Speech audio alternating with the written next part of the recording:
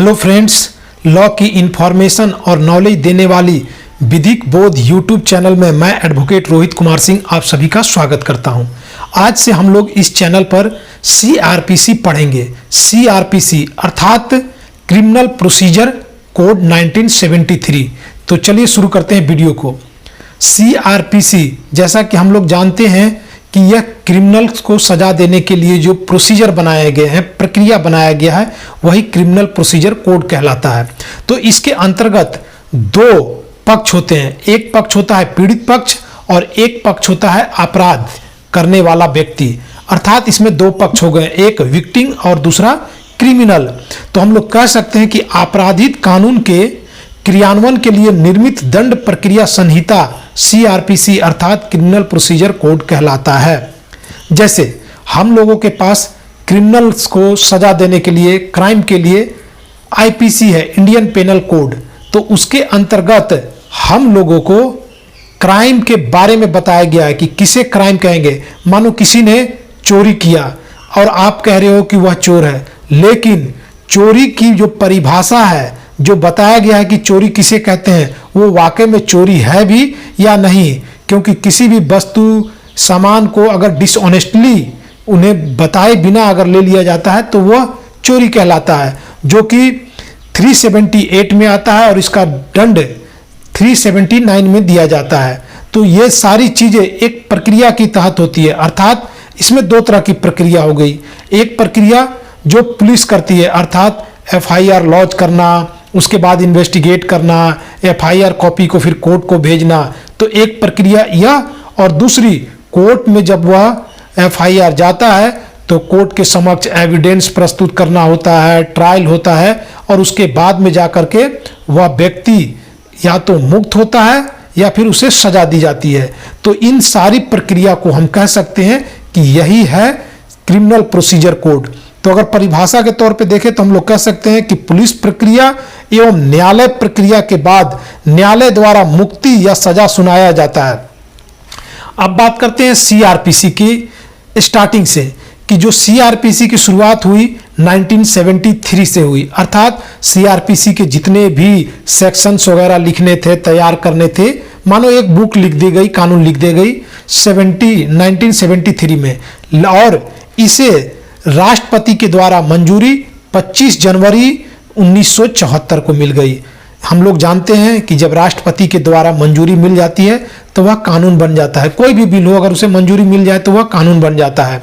उसके बाद इसको लागू कर दिया गया 1 अप्रैल 1974। मतलब पूरे देश में यह प्रभाव इसका हो गया। लेकिन एक राज्य ऐसा था जहां पर इसका प्रभाव नहीं था, जहां यह एप्लीकेबल नहीं था, वह था जम्मू एंड कश्मीर।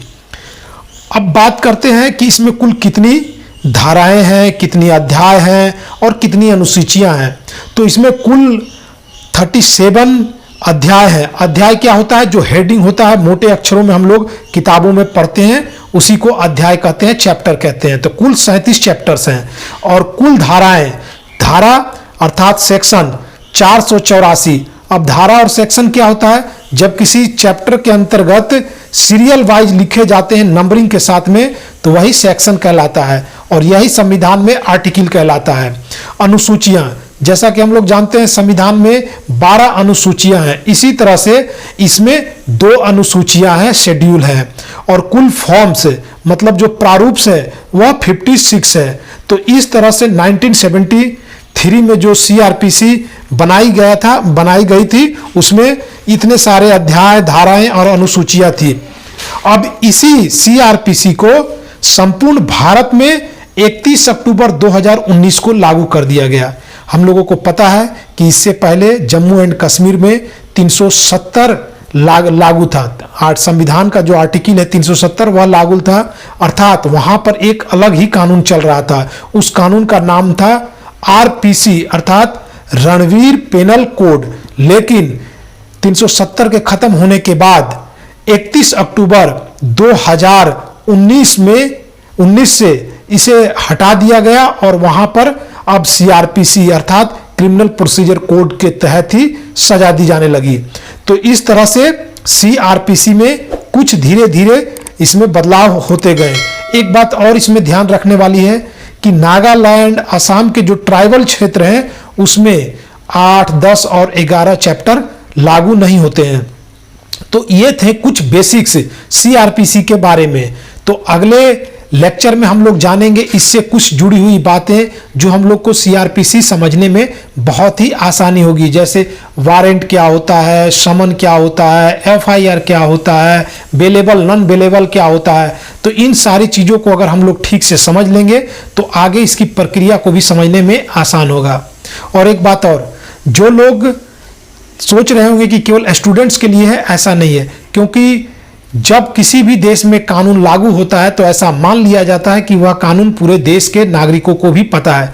इसी वजह से अगर आप और हम कोई गलती करते हैं जाने अनजाने में भी, तो भी अगर वो गलत है कानून के निगाह में तो हम लोगों को उसके लिए सजा भोगना पड़ता है। तो आई होप आप सभी के लिए कानून, चाहे वो छात्र हो, राजनेता हो, आम जनमानस हो, उन सभी के लिए लॉ जरूरी है और यह लॉ बहुत ही इंटरेस्टिंग है। तो अगर अभी तक आपने इस चैनल को सब्सक्राइब नहीं किया है और आप लोगों को अच्छा लग रहा है तो जरूर सब्सक्राइब कर लें और बेल आइकन बटन को भी हिट कर दें। इससे जितने भी अपकमिंग वीडियोज आएंगे आपको उसका नोटिफिकेशन मिलता रहेगा और आप जागरूक होते रहेंगे।